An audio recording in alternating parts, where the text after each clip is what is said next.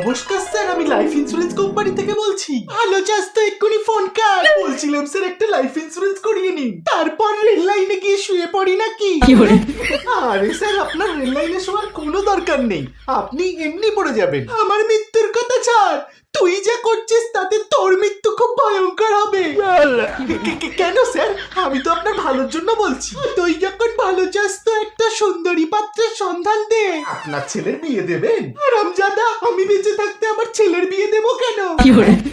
আর আপনার ছেলে কি করবে? আমার ছেলে খুব ব্যস্ত, দিনরাত পুলিশের পাহারায় থাকে। তাই নাকি? আপনি পুলিশে চাকরি করেন? আরে পাগলা, আমার ছেলে নাম করা চোর, বছরে 365 দিন জেলে থাকে। ভালো কথাই বলছি স্যার, ইন্স্যুরেন্সটা করিয়ে রাখুন, ছেলে তো জেলে। হ্যাঁ তো, হঠাৎ যদি মরে যান বউয়ের কে খেয়াল রাখবে? আরে আমার মরার কথা বাদ দে, পাড়ার ছেলেরা এমন হারামজাদা, আমি বেঁচে থাকতেই আমার বউকে চাইছে। আরে